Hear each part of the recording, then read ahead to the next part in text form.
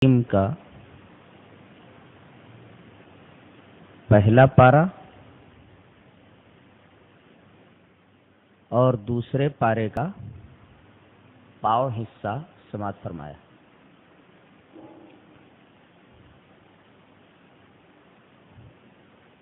پہلے سورہ فاتحہ پڑھی گی،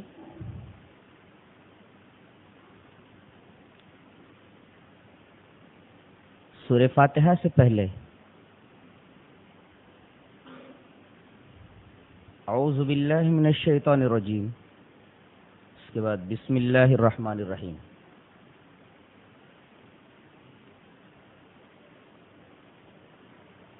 اللہ تبارک و تعالی نے سورہ نحل میں ارشاد فرمایا ہے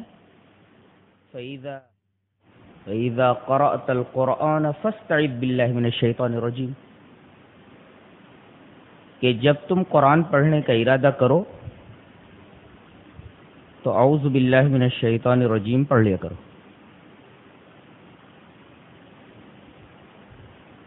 یعنی شیطان رجیم سے اللہ کی پناہ چاہ لیا کرو۔ اس کے بعد بسم اللہ الرحمن الرحیم پڑھی جائے۔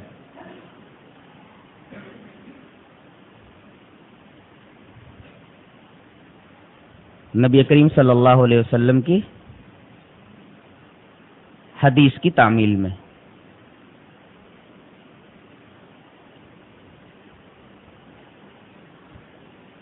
اعوذ باللہ من الشیطان الرجیم پہلے کیوں ہے اور بسم اللہ الرحمن الرحیم بعد میں کیوں ہے؟ وجہ یہ ہے کہ دفع مضرت جلب منفعت پر مقدم ہوا کرتا ہے، نہیں سمجھے؟ دفع مضرت کا مطلب ہوتا ہے تکلیف کا دور کرنا، اور جلب منفعت کا مطلب ہوتا ہے نفع کا حاصل کرنا۔ تو پہلے ضرر رساں چیزوں کو دور کرنے کی اپنے سے اللہ تبارک و تعالی کے حضور درخواست کرو،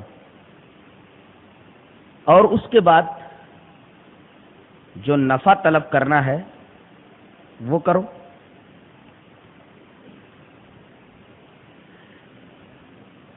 اور عام طور پر دنیاوی کاروبار میں ہم یہی دیکھتے ہیں، مثلا جب کھیت میں بیج ڈالنا ہوتا ہے تو پہلے ہم کھیت کو خس و خاشاک سے پاک کرتے ہیں، یہ ہے دفع مضرت۔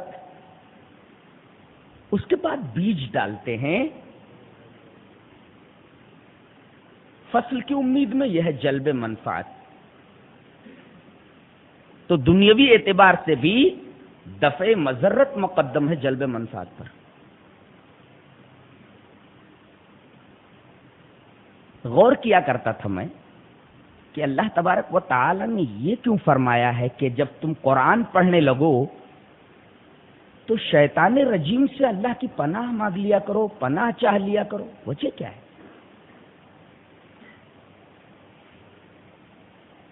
تو یہ جان لیجئے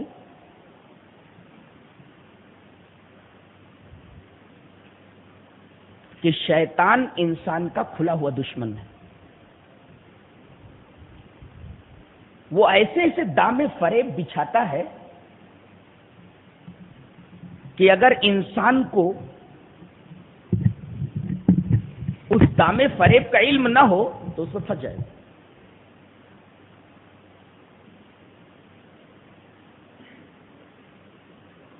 اور قرآن حکیم ان تمام فریب کاریوں کا پردہ چاک کر دیتا ہے۔ جن جن تدبیروں کے ذریعے شیطان انسان کو گمراہ کرتا ہے، ان تمام تدبیروں، ہیلوں اور فریب کاریوں کو قرآن حکیم میں بیان کر دیا گیا ہے۔ اب کوئی آدمی قرآن حکیم کو سمجھ کر اگر پڑھ لے تو اسے شیطان کے سارے فریب، سارے ہیلے، گمراہ کرنے کی ساری تدبیروں کا علم ہو جائے گا۔ اسی وجہ سے شیطان یہ چاہتا ہے کہ انسان کو قرآن ہی سے دور کر دو۔ بڑے بدنصیب ہیں وہ لوگ جو یہ پروپیگنڈا کرتے پھرتے ہیں کہ قرآن سب کی سمجھ میں نہیں آتا. قرآن کو سمجھنے کے لیے بہت سارے علوم کی ضرورت ہے. در حقیقت یہ جراثیم ان کے ذہن میں شیطان نے ڈالے ہیں. مقصد یہ ہے کہ لوگوں کو قرآن حکیم سے دور کر دیا جائے. اب جب وہ قرآن کریم پڑھیں گے نہیں تو شیطان کے بچھائے ہوئے جالوں سے اپنے آپ کو کیسے بچا سکتے ہیں؟ اس مقام پر مجھے حضرت حذیفہ ابن یمان رضی اللہ تعالیٰ عنہ سے مروی ایک روایت جسے امام مسلم رحمۃ اللہ علیہ کتاب الامارہ میں لائے ہیں یاد آ گئی. حضرت حذیفہ فرماتے ہیں کہ لوگ رسول اللہ صلی اللہ علیہ وسلم کے پاس آ کر کے خیر کے بارے میں سوال کرتے تھے اور میں شر کے بارے میں سوال کرتا تھا اس ڈر سے کہ کہیں میں شر میں مبتلا نہ ہو جاؤں. یہ حدیث بتا رہی ہے کہ جہاں یہ جاننا ضروری ہے کہ خیر کیا ہے وہیں یہ جاننا ضروری ہے کہ شر کیا ہے. جہاں یہ جاننا ضروری ہے کہ توحید کیا ہے وہیں یہ جاننا ضروری ہے کہ شرک کیا ہے. جہاں یہ جاننا ضروری ہے کہ سنت کیا ہے وہاں یہ جاننا ضروری ہے کہ بدعت کیا ہے. اگر بدعت کے بارے میں علم نہیں ہوگا تو آپ بدعتوں میں ملوث ہو جائیں گے، گرفتار ہو جائیں گے. شرک کے بارے میں علم نہیں ہوگا، شرک میں گرفتار ہو جائیں گے. تو شیطان کی سب سے بڑی خواہش یہ ہے کہ انسان کو قرآن سے دور کر دے تاکہ اس کے بچھائے ہوئے جالوں سے لوگوں کو واقفیت نہ ہو. اسی وجہ سے اللہ تبارک و تعالی نے یہ حکم دیا کہ جب تم قرآن حکیم پڑھنے کا ارادہ کرو تو اعوذ باللہ من الشیطان الرجیم پڑھ لیا کرو تاکہ تمہیں وہ قرآن کریم سے دور نہ کر دے، قرآن حکیم سے تم کو ہٹا نہ دے، اس سے تم کو بیزار نہ کر دے. اس کے بعد بسم اللہ الرحمن الرحیم. نبی کریم صلی اللہ علیہ وسلم کا ارشاد علی ہے کہ جو شخص کوئی بھی امر ذیبال کوئی بھی اہم کام کرنے لگے اور وہ بسم اللہ سے اس کام کو نہ شروع کرے وہ کام ابتر رہتا ہے اور دم بریدہ رہتا ہے، ناتمام رہتا ہے. اور قرآن حکیم پڑھنے سے بڑا امر ذیبال اور کیا ہو سکتا ہے؟ لہذا اس کے لیے بھی بسم اللہ الرحمن الرحیم پڑھ لیا جائے. سوال یہ پیدا ہوتا ہے کہ اعوذ باللہ من الشیطان الرجیم اور بسم اللہ الرحمن الرحیم یعنی تعوذ اور بسملہ، اعوذ باللہ من الشیطان الرجیم اور بسم اللہ الرحمن الرحیم، تعوذ اور بسملہ دونوں قرآن حکیم کی قرات کے وقت پڑھنا واجب ہے یا مستحب ہے؟ اس میں دو گروہ ہیں فقہا کے. بعض لوگوں نے کہا کہ واجب ہے پڑھنا، بعض لوگوں نے کہا مستحب ہے، لیکن زیادہ تر لوگ اس کے وجوب کی طرف گئے ہیں کہ پڑھنا واجب ہے. نماز میں بسم اللہ الرحمن الرحیم کو سورہ فاتحہ کے شروع میں زور سے بھی کبھی پڑھ لیا جائے اور کبھی دھیرے پڑھ لیا جائے، اس لیے کہ دونوں روایتیں اس تعلق سے آئیں. بسم اللہ الرحمن الرحیم میں اللہ تبارک و تعالیٰ کا جو نام ہے اللہ، اس کے ساتھ اس کی دو صفتیں آئی ہیں، رحمان اور رحیم. جب بندہ کہتا ہے بسم اللہ الرحمن الرحیم تو وہ یہ دعا کرتا ہے کہ اے اللہ میں یہ کام شروع کر رہا ہوں تیرے نام سے اور تیری ان دو صفتوں کے حوالے سے، رحمان اور رحیم. رحمان در حقیقت اللہ تبارک و تعالی کی سب سے عظیم صفت ہے. سب سے عام صفت تو صفت ربوبیت ہے، لیکن سب سے اعلیٰ درجے کی صفت رحمان. جب بندہ الرحمن الرحیم بولتا ہے گویا اللہ تبارک و تعالی سے دعا کرتا ہے کہ اے اللہ مجھے علم میں کمال عطا کر، اور جب رحیم بولتا ہے تو کہتا ہے اے اللہ مجھے عمل میں کمال عطا کر. اس لیے کہ اگر آدمی کو علم میں کمال نہ ہو تو ٹھیک طریقے سے اس کام کو نہیں کر سکتا. اور کوئی عمل کرے اور کامل طریقے سے نہ کرے تو اس کام کے جو بہتر نتائج ہوتے ہیں وہ نتائج وہ حاصل نہیں کر سکتا. مثلا کوئی لڑکا علم طب پڑھتا ہے، ڈاکٹری پڑھتا ہے، اگر اچھی طریقے سے وہ علم نہ پڑھے، گہرائی سے ڈاکٹری کی کتابوں کا مطالعہ نہ کرے، اس علم میں کمال نہ حاصل کرے تو اچھا ڈاکٹر بن پائے گا؟ سوال ہی نہیں، مریض کو مار ڈالے گا وہ. تو علم ناقص یہ خود اس کے حق میں بھی مضر ہے اور دوسرے لوگوں کے حق میں بھی مضر ہے. اور عمل اگر کامل نہ کرے تو اس کی مثال ایسے ہے جیسے آپریشن کر کے کینچی اسی کے اندر ڈال کر کے ٹانکے لگا دے، لیگیشن کر دے. تو جب بندہ کہتا ہے بسم اللہ الرحمن الرحیم تو کہتا ہے اے اللہ میں تیرے ان دو ناموں کے حوالے سے دو چیزیں مانگتا ہوں، ایک تو کمال علم اور دوسرے کمال عمل. علم دے تو کامل دے اور عمل دے تو کامل دے.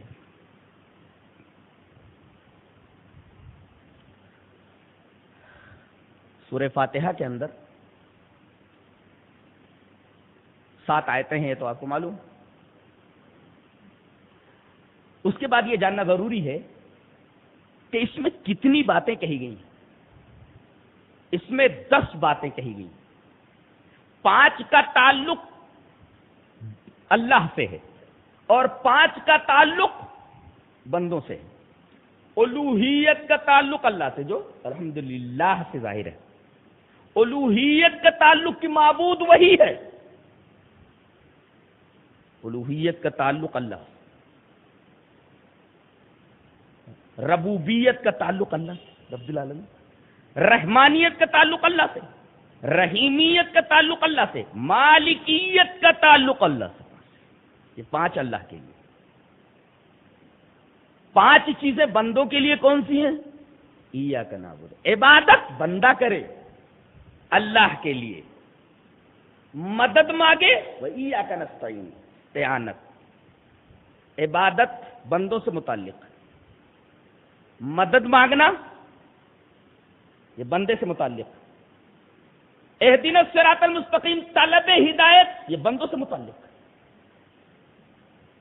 اور اس ہدایت کے راستے پر استقامت طلب کرنا، طلب استقامت یہ بھی بندے کی ذمہ ہے، بندے سے متعلق. اور صراط الذین انعمت علیہم طلب نعمت یہ بھی بندے سے متعلق ہے. تو اس میں 10 باتیں کہی گئی ہیں. 5 کا تعلق اللہ سے اور 5 کا تعلق بندے سے. علامہ قرطبی نے سورہ فاتحہ کے 12 نام بتائے ہیں. اس کا مطلب یہ ہے کہ یہ قرآن حکیم کی سب سے عظیم الشان سورہ ہے. اس کے 12 نام بتائے ہیں. سورہ صلاۃ کا نام جو مسلم شریف کی ایک روایت کے اندر موجود ہے. اس سے نقطہ یہ نکلا کہ جب سورہ فاتحہ کا نام صلاۃ رکھ دیا گیا ہے، نماز رکھ دیا گیا ہے، تو اگر کوئی امام اس کو نہ پڑھے تو امام کی نماز نہیں ہوتی، مقتدی نہ پڑھے تو مقتدی کی نماز نہیں ہوتی. گویا نماز میں امام کو بھی سورہ فاتحہ پڑھنا لازم ہے اور مقتدی کو بھی سورہ فاتحہ پڑھنا لازم ہے، اس لیے کہ اس کا نام سورہ صلاۃ ہے، نماز کی سورہ. اس کا نام ہی نماز رکھ دیا گیا ہے، یعنی اس کے بغیر نہ تو امام کی نماز ہوتی ہے نہ مقتدی کی نماز ہوتی ہے. دونوں کے لیے سورہ فاتحہ پڑھنا لازم ہے، اس لیے کہ اس کا نام ہی سورہ صلاۃ. دوسرا نام ہے حمد. تیسرا نام ہے فاتحۃ الکتاب، کتاب کا دیباچہ. ایک نام ہے ام الکتاب، ایک نام ہے ام القرآن، ایک نام ہے القرآن العظیم، جیسا کہ سورہ ہجر میں ہے وَلَقَدْ آتَيْنَاكَ سَبْعًا مِنَ الْمَثَانِي وَالْقُرْآنِ الْعَظِيمِ. تو ایک نام ہے قرآن عظیم، ایک نام ہے شفا، ایک نام ہے سبع مثانی، ایک نام ہے اساس کی پورے قرآن کی بنیاد ہے وہ، اور ایک نام ہے رقیہ، ایک کا نام ہے وافیہ، ایک کا نام ہے کافیہ. یہ 12 نام علامہ قرطبی نے گنائے. اس سورہ کریمہ کا ایک نام رقیہ ہے. رقیہ مینس منتر، منتر. اس نام کا ایک پس منظر ہے، اس سورہ کریمہ کے نام کا ایک پس منظر، بیک گراؤنڈ ہے. امام بخاری رحمت اللہ علیہ ایک حدیث پاک حضرت ابو سعید خدری رضی اللہ تعالیٰ عنہ سے بخاری شریف میں لائے کہ حضرت ابو سعید خدری رضی اللہ تعالیٰ عنہ کچھ صحابہ کرام کے ساتھ ایک جگہ سے گزرے، شام ہو گئی، بھوکے تھے، قریب ہی ایک گاؤں تھا. گاؤں میں جا کر کے انہوں نے کچھ کھانا حاصل کرنا چاہا، ضیافت طلب کی. ان لوگوں نے مہمان بنانے سے انکار کر دیا. یہ لوگ واپس اپنے خیموں میں آ گئے اور بھوکے ہی سونے کا ارادہ کر لیا. اتفاق سے گاؤں کے چودھری کو، سردار کو کسی زہریلے جانور نے، بچھو نے یا سانپ نے کاٹ لیا. لوگ دوڑے ہوئے آئے اور کہا کہ تم لوگوں میں سے اگر کسی کو زہریلے جانور کا منتر آتا ہے تو چلو وہی پڑھ کر کے وہ زہر اتار دو. ہمارے چودھری کو کسی زہریلے جانور نے کاٹ لیا. حضرت ابو سعید خدری کے ساتھ صحابہ کرام آئے اور ابو سعید خدری رضی اللہ تعالیٰ عنہ نے سورہ فاتحہ پڑھ کر کے دم کر دیا، زہر اتر گیا. لیکن پہلے یہ طے ہو گیا تھا کہ تم لوگوں نے چونکہ ہمیں مہمان نہیں بنایا لہذا کچھ دینا پڑے گا. تو کچھ بکریاں انہوں نے دینے کے لیے کہا. وہ بکریاں جب لے کر کے آئے تو صحابہ کرام کے دلوں میں شکوک پیدا ہوئے کہ قرآن پڑھنے کے بدلے اجرت جو ہم نے لی ہے یہ اجرت صحیح ہے یا نہیں ہے، ابھی استعمال مت کرو. دیکھ رہے ہیں آپ احتیاط کتنا تھا صحابہ کرام کے درمیان حلال اور حرام کے بارے میں کہ کوئی بھی لقمہ حلق کے نیچے نہیں اتارتے تھے جب تک کہ کنفرمڈ نہ ہو جائے کہ یہ لقمہ حلال کا ہے. بکریاں لے کر کے نبی کریم صلی اللہ علیہ وسلم کے پاس آئے، کہا کہ اللہ کے رسول ایسا ایسا معاملہ ہوا تھا. تو اللہ کے رسول مسکرائے، حدیث میں ہے مسکرائے اور کہا کہ سب سے پہلے یہ بتاؤ کہ تمہیں کیسے معلوم ہوا ابو سعید کہ سورہ فاتحہ منتر ہے، رقیہ ہے، اور دوسرے وہ جو بکریاں تم لائے ہو اس میں میرا حصہ بھی نکالو. اس کے بعد آپ نے فرمایا ان احق ما اخذتم علیہ اجرا کتاب اللہ رواه البخاری، کہ سب سے زیادہ اجرت لیے جانے کا مستحق، کہ جس پر سب سے زیادہ اجرت لی جائے وہ قرآن حکیم ہے. سب سے زیادہ اجرت لیے جانے کا حقدار قرآن حکیم. اس وجہ سے اس کو سورہ رقیہ بھی کہا جاتا ہے اور رقیہ کہے جانے کا یہ پس منظر ہے. وافیہ کیوں کہا جاتا ہے؟ وافیہ کا مطلب ہوتا ہے پورا کرنے والی. سفیان ابن عیینہ نے کہا ہے کہ سورہ فاتحہ اگر پڑھ لیا جائے، سورہ فاتحہ اگر پڑھ لیا جائے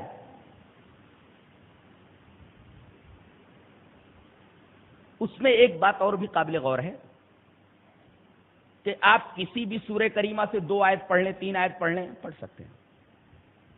لیکن سورہ فاتحہ اگر آپ کو پڑھنی ہے نماز میں تو پوری پڑھنی ہے. سورہ فاتحہ کی تقسیم نہیں ہوتی، اس وجہ سے اس کو وافیہ کہا گیا. اور کسی بھی سورہ کی 2 آیت، 1 آیت، 3 آیت پڑھ سکتے ہیں، لیکن سورہ فاتحہ کا نام وافیہ ہے، اس کی تقسیم نہیں ہوتی. آدھی آپ پڑھ لیں نہیں چلنے والا ہے، پوری پڑھنی ہے آپ کو، اس وجہ سے اس کو وافیہ کہتے ہیں. اس کا ایک نام کافیہ ہے. کافیہ اس وجہ سے ہے کہ دوسری صورتیں اس کا بدلہ نہیں ہو سکتی، اور یہ دوسری صورتوں کے لیے کفایت کرتی ہے، اس وجہ سے اس کا نام کافی ہے. اور سورہ شفا اس کو کیوں کہا گیا ہے؟ اس لیے کہ اس میں مسلمانوں کے لیے بھی شفا ہے اور غیر مسلموں کے لیے بھی شفا ہے. اس لیے کہ جن کے اوپر حضرت ابو سعید خدری نے سورہ فاتحہ پڑھ کر دم کیا تھا وہ غیر مسلم تھے. پتہ یہ چلا کہ یہ شفا ہے مسلمانوں کے لیے بھی اور غیر مسلموں کے لیے بھی. یہ بھی مسئلہ معلوم ہوا کہ غیر مسلم کے اوپر بھی دم کیا جا سکتا ہے، اور اگر غیر مسلم اس طریقے کی تکلیف میں مبتلا ہو تو جا کر کے دعا کر دینا چاہیے.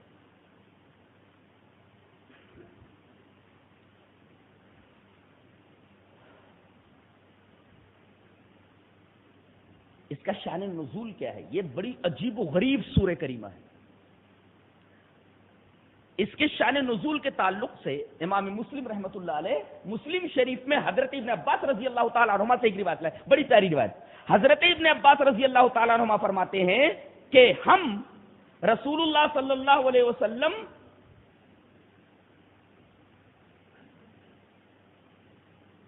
کے بارے میں یہ جانتے ہیں کہ حضرت جبرائیل علیہ السلام آپ کے پاس بیٹھے ہوئے ہیں. اتنے میں آسمان میں ایک زوردار آواز ہوئی، سب ڈر گئے. تو حضرت جبرائیل علیہ السلام جو اس وقت نبی کریم صلی اللہ علیہ وسلم کے پاس بیٹھے ہوئے تھے، فرمایا کہ جانتے ہیں آسمان پر یہ آواز جو ہوئی ہے وہ کیسی ہے؟ آسمان کا ایک دروازہ کھلا ہے دھماکے کے ساتھ.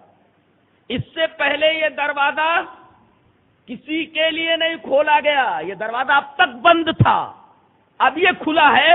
اس کے کھلنے کی آواز یہاں تک آئی ہے اور اس سے ایک فرشتہ آ رہا ہے. تھوڑی ہی دیر میں وہ فرشتہ آ کر کے نبی کریم صلی اللہ علیہ وسلم کی خدمت میں حاضر ہوا، سلام کیا اور کہا کہ اللہ تبارک و تعالی نے آپ کو دو نور عطا کیے ہیں، ایک تو سورہ فاتحہ پوری کی پوری اور دوسرے سورہ بقرہ کی آخری آیات کے. ان دونوں نوروں میں سے کسی کے ذریعے اگر آپ اللہ تبارک و تعالی سے کوئی چیز طلب کریں گے تو اللہ تبارک و تعالی وہ چیز ضرور پوری کرے گا. یہ اس کا شان نزول ہے کہ حضرت جبرائیل بیٹھے ہوئے ہیں، ایک دوسرا فرشتہ لے کر کے وہ دونوں نور آ رہا ہے.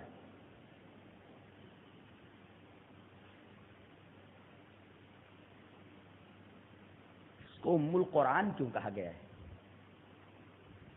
علامہ ابوالکلام آزاد رحمۃ اللہ علیہ کی ایک کتاب ہے سورہ فاتحہ کی شرح میں بڑی عجیب و غریب بات لکھی ہے. انہوں نے کہا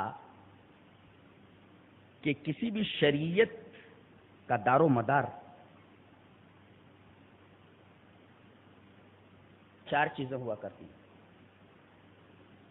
ایک تو اللہ تبارک و تعالی کی ذات اور صفات کا صحیح تصور. قوموں میں جو عقیدے کے اعتبار سے بگاڑ آیا ہے، یہ بگاڑ جانتے ہیں کس وجہ سے آیا، اس کا سبب کیا تھا؟ اللہ تبارک و تعالی کی ذات و صفات کا صحیح طریقے سے تصور ان کے پاس نہیں تھا. تو اللہ کی ذات و صفات کا صحیح تصور، ٹھیک تصور، یہ پہلی چیز. دوسری چیز اللہ تبارک و تعالیٰ کے قانون مجازات کا اعتقاد. یعنی قانون مجازات کا اعتقاد کیا مطلب؟ یعنی جیسے دنیا میں ہر شے کا ایک اثر ہوتا ہے نا، دودھ کا ایک اثر ہوتا ہے، طاقت ہوتی ہے. شہد کا ایک اثر ہوتا ہے، سنکھیا کا زہر کا ایک اثر ہوتا ہے، آدمی مر جاتا ہے. دنیا کے اندر کوئی چیز ایسی نہیں ہے جس کا کوئی نہ کوئی اثر ہو. اسی طریقے سے آدمی کے ہر عمل کا ایک اثر ہوتا ہے. اچھا عمل کرے گا تو اس کا اچھا اثر، اور برا عمل کرے گا تو برا اثر. اس کے کچھ آثار نیک و بد دنیا میں بھی دکھا دیے جاتے ہیں، اور پورا بدلہ ان آثار نیک و بد کا قیامت کے دن دیا جائے گا. تو یہ ہے قانون مجازات کا اعتقاد کہ اچھا کرو گے تو اچھا بدلہ ملے گا، برا کرو گے تو برا بدلہ. خدا کی ذات اور صفات کا ٹھیک ٹھیک تصور، اللہ کے قانون مجازات کا اعتقاد، اور تیسرے معاد کا یقین کہ موت کی سرحد پر سارا معاملہ ختم نہیں ہوتا، بلکہ موت کے بعد اصل زندگی شروع ہوتی ہے. جیسے اقبال نے کہا نہیں، موت کو سمجھا ہے غافل اختتام زندگی، ہے یہ شام زندگی صبح دوام زندگی. موت کی سرحد پر سارا معاملہ ختم نہیں ہوتا. حقیقت یہ ہے کہ یہاں عارضی زندگی کی شام ہوتی ہے اور وہیں سے ابدی اور ہمیشہ کی زندگی کا آغاز ہوتا ہے، تو اس کی شروعات ہوتی ہے. اور جو کچھ اس دنیا میں اس نے کیا ہے، مرنے کے بعد اس کا بدلہ اسے ملنے والا ہے. آپ کو سن کر یہ عجیب لگے گا کہ یہ دنیا بالکل امتحان ہال کی طرح ہے. اب آپ بتائیے کہ امتحان ہال میں بچے جب پہنچ جاتے ہیں دروازے بند کر دیے جاتے ہیں، مخصوص پیپرز ہوتے ہیں وہ دے دیے جاتے ہیں، کچھ مخصوص سوالات ہوتے ہیں انہی کو حل کرنا ہوتا ہے. بتاؤ وہیں پر رزلٹ آؤٹ کیا جاتا ہے کہ وہاں پرچے جمع کر لیے جاتے ہیں. بچے جب ایگزام ہال سے نکلتے ہیں اس کے بعد ایگزام ہال کے باہر رزلٹ کا نتیجہ سنایا جاتا ہے، رزلٹ سنایا جاتا ہے، نتیجہ ظاہر کیا جاتا ہے. ایگزام ہال کے اندر نتیجہ نہیں سنایا جاتا، ایگزام ہال کے اندر سوالات و جوابات کے پرچے لے لیے جاتے ہیں، ایگزام ہال کے باہر نتیجہ سنایا جاتا ہے. ایسے ہی یہ دنیا ایگزام ہال ہے، یہاں کچھ مخصوص سوالات دیے گئے ہیں ہمیں حل کرنے کے لیے. مرنے کے بعد اس دنیا سے دوسری جگہ جب ہم منتقل ہوں گے، دوسرے عالم میں منتقل ہوں گے، وہاں نتیجہ سنایا جائے گا. یہ تو عقل بھی بولتی ہے کہ ایگزام ہال کے اندر نتیجہ نہیں سنایا جاتا، ایگزام ہال کے باہر جو دنیا ہے اس کے اندر نتیجہ سنایا جاتا ہے. تو یہ دنیا ایگزام ہال کی طرح یہاں نتیجہ نہیں سنایا جاتا، مرنے کے بعد جو اصل زندگی ہے، اصل عالم ہے، وہاں نتیجہ سنایا جاتا ہے. خدا کی ذات و صفات کا ٹھیک ٹھیک تصور، اللہ کے قانون مجازات کا اعتقاد، معاد کا یقین، مرنے کے بعد زندگی ہے، اور یہاں جو کچھ آدمی نے اچھا برا کیا ہے اس کا نتیجہ اس عالم کے اندر اسے سنایا جائے گا.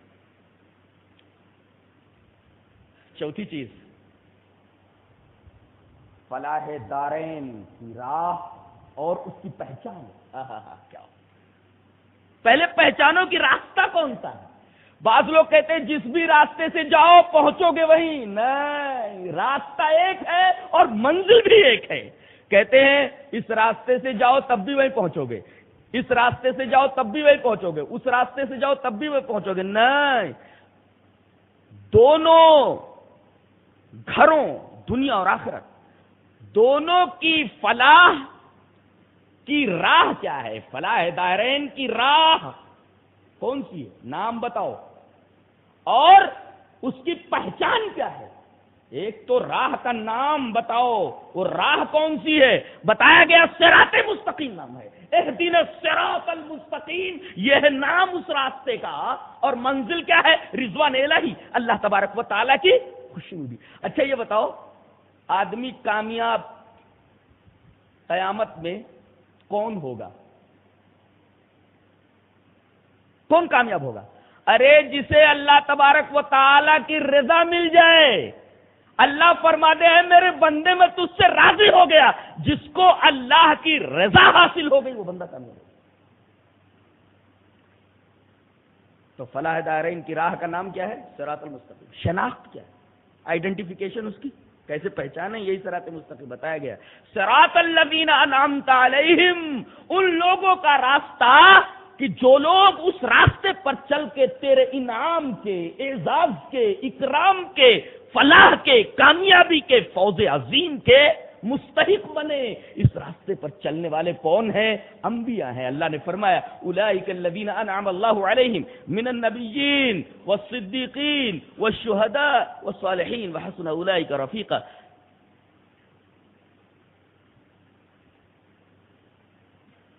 علامہ ابن قیم کی ایک کتاب میں پڑھ رہا تھا، تہذیب مدارج السالکین شرح ایاک نعبد و ایاک نستعین.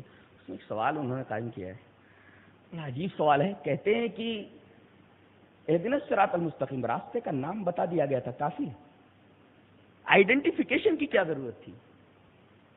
یہی راستہ ہے. جس پر انبیاء جا رہے ہیں، شہداء جا رہے ہیں، صدیقین جا رہے ہیں، صلحاء جا رہے ہیں، یہ کہنے کی کیا ضرورت تھی؟ راستے کا نام معلوم ہو گیا تو کافی ہے. شناخت کی کیا ضرورت تھی؟ آئیڈینٹیفیکیشن کی کیا ضرورت تھی کہ یہ راستہ ہے جس پر انبیاء جا رہے ہیں،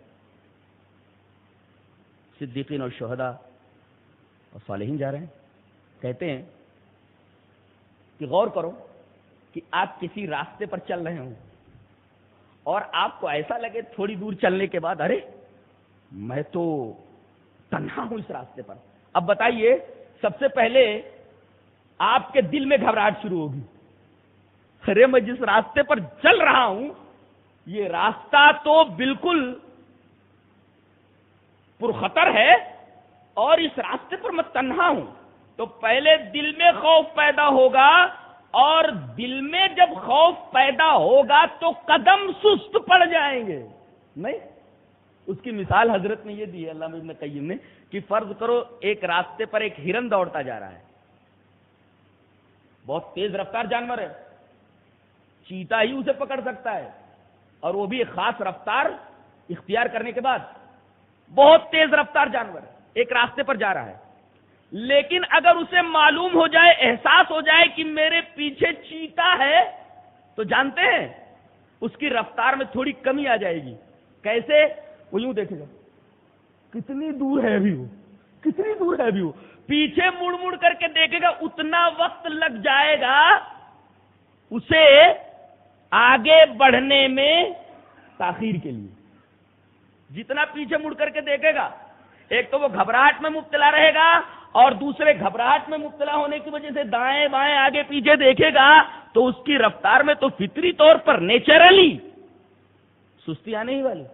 اس کا مطلب یہ ہے کہ اگر آدمی کسی راستے پر چل رہا اور اسے احساس ہو جائے کہ میں تنہا ہوں تو اس کی رفتار سست پڑ جائے گی. لیکن اگر اسے پتا چلے ہرن کو کہ آگے ہرنوں کا گول جا رہا ہے، وہ بہت تیز رفتاری سے دوڑے گا. اس صراط مستقیم کے سالک کو بھی اگر یہ معلوم ہو جائے کہ آگے کچھ لوگ جا رہے ہیں تو دیکھو، ایک تو اس کا ڈر ختم ہو جائے گا کہ میں اس راستے پر تنہا نہیں ہوں، بہت سارے لوگ آگے جا رہے ہیں، اور دوسرے اس کی رفتار میں تیزی آ جائے گی کہ آگے بڑھ کر کے تیز رفتار ہو کر کے تیز رفتاری سے میں ان کا ساتھ پکڑ لوں. اس وجہ سے آئیڈینٹیفیکیشن کی ضرورت پڑی، شناخت کی ضرورت پڑی کہ راستے کا نام کافی نہیں ہے، بلکہ پتہ لگاؤ کہ راستہ کون سا ہے. نام کافی نہیں ہے، پتہ لگاؤ.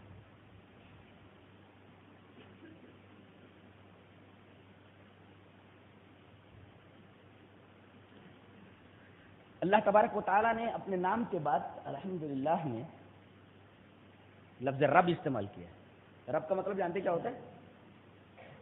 انشاء الشیء حالا فحالا الی حد التمام، کسی شے کو دھیرے دھیرے آگے بڑھاتے ہوئے درجے کمال تک پہنچا دینا. اس میں تناسخ اور پنرجنم کا رد ہے. لوگ کہتے ہیں کہ آدمی مر جاتا ہے تو اس کی روح واپس آ جاتی ہے. یہاں اللہ فرما رہا ہے کہ چیز آگے کی طرف جا رہی ہے، اور رب وہی ہے جو چیز کو آگے کی طرف لے جا رہا ہے، چیز پیچھے کی طرف نہیں آ رہی. تو لفظ رب کے اندر پنرجنم کا رد ہے، پنرجنم کے عقیدے کا رد ہے. یہ سورہ فاتحہ کے اوپر کچھ گفتگو تھی. آگے سورہ بقرہ ہے. سب سے پہلے یہ کہا گیا ذالک الکتاب لا ریب فیہ، الف لام میم کے بعد حروف مقطعات پر ہم آگے بحث کریں گے. ذالک الکتاب لا ریب فیہ، اس کتاب کے اندر کوئی ریب نہیں ہے. ترجمہ کیا کرتے ہیں ہم لوگ؟ شک. شک نہیں، شک سے جو بالکل ادنا درجے کی چیز ہوتی ہے، کھٹک دل کے اندر، اس کو ریب کہا جاتا ہے. اس کتاب کے اندر وہ ادنا کھٹک بھی نہیں ہے. شک کی بات تو دور کی ہے، ادنا کھٹک بھی نہیں. اب آپ سوال یہ کریں گے کہ جب اس کے اندر شک نہیں ہے، کھٹک نہیں ہے، تو لوگوں کو شک کیسے ہوا؟ کفار نے مانا کیوں نہیں؟ انہیں شک کیسے ہوا؟ اس کا جواب یہ ہے لِعَمْءِ بَصَائِرِهِمْ، ان کی بصیرت کے اندھا ہونے کی وجہ سے. جیسے شاعر نے کہا ہے، سعدی نے کہا ہے، گر نبینت بروز شب پر چشم، چشمے آفتاب راچ گناہ، اگر چمگادڑ کو دن کے اندر دکھائی نہ دے تو اس میں بیچارے سورج کا کیا قصور ہے؟ تو قرآن میں شک نہیں ہے. اگر کسی کی بصیرت ہی اندھی ہو جائے اور اسے شک نظر آنے لگے تو یہ قرآن کی غلطی ہے کہ اس کے بصیرت کے اندھے ہونے کا قصور ہے. جیسے عربی شاعر کہتا ہے کہ اذا لم يكن للمرء عين صحيحة فلا غرو ان يرتاب والصبح مسفر. کہتا ہے کہ اگر کسی آدمی کی آنکھ ہی صحیح نہ ہو، اذا لم يكن للمرء عين صحيحة، اگر کسی آدمی کی آنکھ ہی صحیح نہ ہو فلا غرو، تو تعجب کی بات نہیں ان يرتاب کی شک کرے، والصبح مسفر، جبکہ آفتاب نکلا ہوا ہو، آفتاب روشن ہو پھر بھی اس کو شک ہو تو کیا کہا جائے گا اس کو؟ یہی نا کہ اس کی آنکھ خراب ہے. ایسے ہی دل کی آنکھیں جب خراب ہو جائیں تب آدمی یہ کہتا ہے کہ قرآن کے اندر یہ خرابی ہے، قرآن کے اندر یہ خرابی ہے. جو لوگ قرآن کے اوپر اعتراض کرے تو یہ سمجھو کہ قرآن کے اوپر اعتراض نہیں ہو رہا، قرآن تو تمام شکوک و شبہات اور تمام اعتراضات سے بالا تر ہے. یہ کہا جائے گا کہ آدمی کی دل کی جو آنکھ ہے وہ اندھی ہو چکی ہے. تو اس کتاب میں کوئی شک نہیں. اس کے بعد کہا گیا ہدایت ہے متقین کے لیے.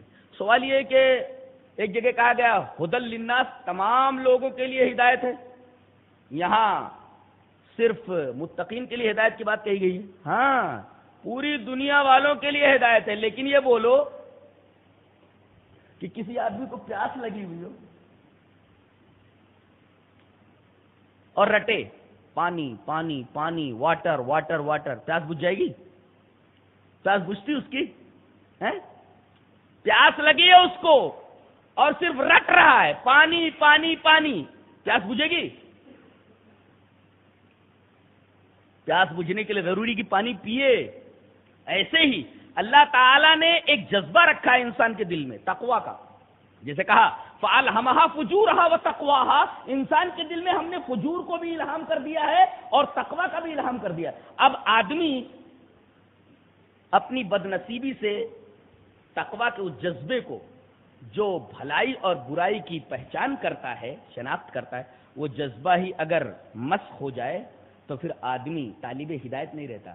اور ہدایت اسی کو ملنے والی ہے جو طالب ہدایت ہو. یہاں بتایا گیا کہ ہدایت اسی کو ملے گی جو ہدایت کی طلب میں لگا ہوا ہو. ہدایت طلب میں جو نہ لگا ہوا ہو، جو طالب ہدایت نہ ہو، اسے ہدایت نہیں دی جاتی. اور اس کے بعد تقریباً 7 صفتیں بیان کی گئی ہیں. ایک تو متقین کون ہیں؟ الذین یؤمنون بالغیب، جو غیب پر ایمان رکھتے ہیں. انبیاء بھی غیب پر ایمان رکھتے ہیں، صدیقین بھی غیب پر ایمان رکھتے ہیں، شہداء بھی غیب پر ایمان رکھتے ہیں، اولیاء بھی غیب پر ایمان رکھتے ہیں. اس کا مطلب یہ کہ غیب پر ایمان رکھتے ہیں، غیب نہیں جانتے ہیں. اس لیے کہ جو غیب پر ایمان رکھتا ہو وہ عالم الغیب نہیں ہوتا. ثابت یہ ہوا کہ انبیاء غیب کا علم نہیں رکھتے بلکہ مومن بالغیب ہوتے ہیں. وہ اولیاء غیب کا علم نہیں رکھتے، مومن بالغیب ہوتے ہیں. شہداء غیب پر ایمان رکھتے ہیں، مومن بالغیب ہوتے ہیں، عالم الغیب نہیں ہوتے. تو متقین جو ہوتے ہیں نا، وہ سب کے سب غیب پر ایمان رکھتے ہیں. ایمان کسے بولتے ہیں؟ ایمان کسی کی بات کو کسی پر اعتماد کر کے دل سے اس کی تصدیق کر دینا. رسول اللہ صلی اللہ علیہ وسلم کی بات کو آپ جو کچھ لائے، آپ پر اعتماد کر کے دل سے اس کی تصدیق کر دینا، یہ ایمان ہے. اچھی طرح یاد رکھو، ایمان کسے کہتے ہیں؟ لغوی، کسی کی بات کو کسی پر اعتماد اور بھروسہ کر کے دل سے اس کی تصدیق کر دینا، یہ ہے ایمان کو لغوی معنی. اصطلاحی شرح میں رسول کی بات کو رسول پر اعتماد کر کے دل سے اس کی تصدیق کر دینا، یہی ایمان ہے. اس کو ایمان بولتے ہیں. علم کسے بولتے ہیں؟ علم کہتے ہیں جان لینے کو، اور معرفت کہتے ہیں مان لینے کو. ایمان، علم اور معرفت، یہ تینوں چیزیں الگ الگ ہیں. ایمان الگ ہے، علم الگ ہے، معرفت الگ ہے.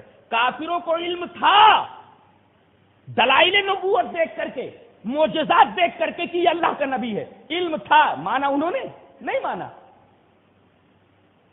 دلائل نبوت دیکھتے تھے نا، انگلی اٹھائی آپ نے تو چاند کے 2 ٹکڑے ہو گئے.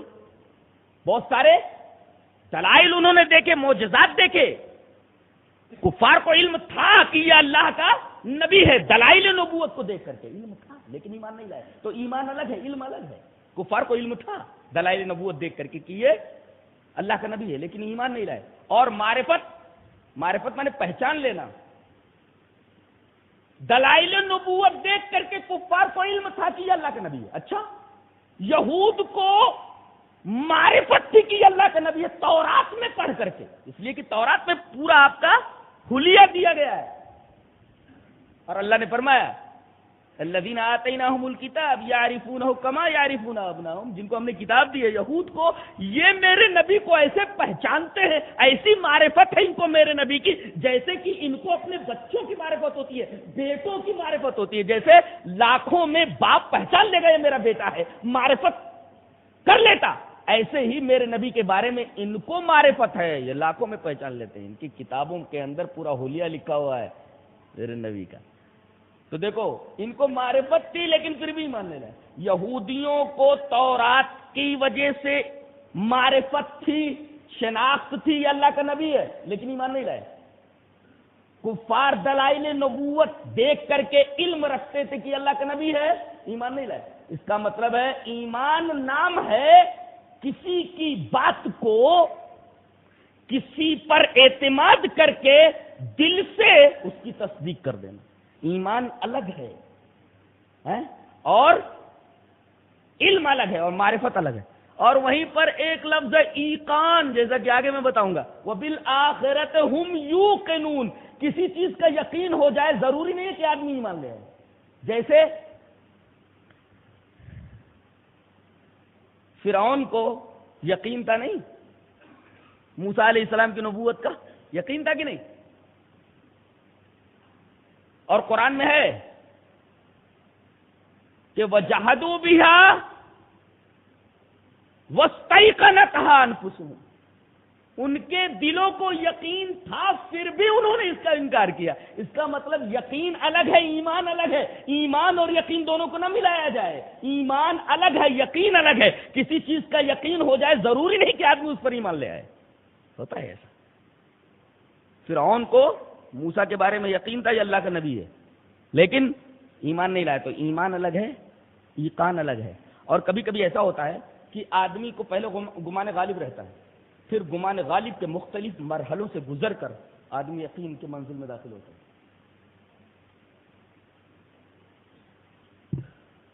تو الذین یؤمنون بالغیب، غیب پر ایمان رکھتے، ویقیمون الصلاۃ، نماز قائم کرتے، ومما رزقناہم ينفقون، ہم نے جو روزی دی ہے اس میں سے خرچ کرتے. غور کیا آپ نے، ایک قوم ہے، ایک فرقہ ہے، وہ کہتا ہے کہ عقائد مدار نجات ہے، اعمال مدار نجات نہیں.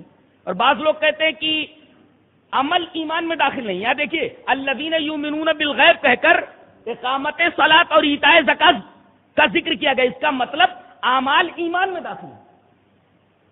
تو پہلی صفت وہ غیب پر ایمان رکھتے ہیں، دوسرے نماز قائم کرتے ہیں، تیسرے زکات دیتے ہیں. اچھا، اور چوتھی صفت والذین یؤمنون بما انزل الیک، جو کتاب آپ پر نازل ہوئی ہے اور جو وحی خفی کے ذریعے حدیث جو آپ پر نازل ہوئی ہے اس پر وہ ایمان رکھتے ہیں، یعنی قرآن پر اور حدیث.